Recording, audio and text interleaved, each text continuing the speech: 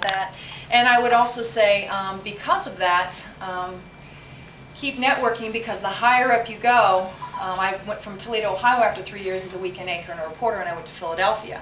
And I would say that all of the people who were really, really good ended up in Philadelphia. And it was like, people that I'd worked with is what I'm saying. And once they got there, everybody was really good. And there was no room for error. And just like I'm sure you at USA Today, I mean, you're working with some of the best people in the country.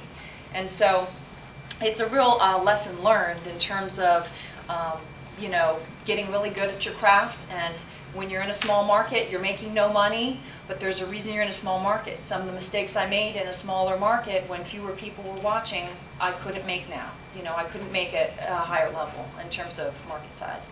So I was actually laid off. So when we talk about regression, Comcast, the cable company I worked for, I was anchoring and reporting for them, actually laid off 40 employees. My husband was employed as a satellite truck operator and a shooter for them.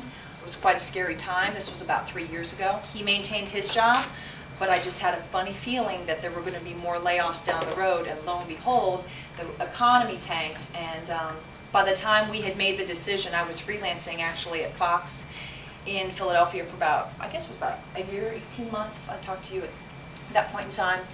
I wasn't getting hired full-time there. They wanted us to all work full-time freelance, or maybe work 5 days a week freelance and then not work for 2 weeks and then work 1 day. And it was like, well, I can't pay the bills on this. So again, tough decisions that you have to make.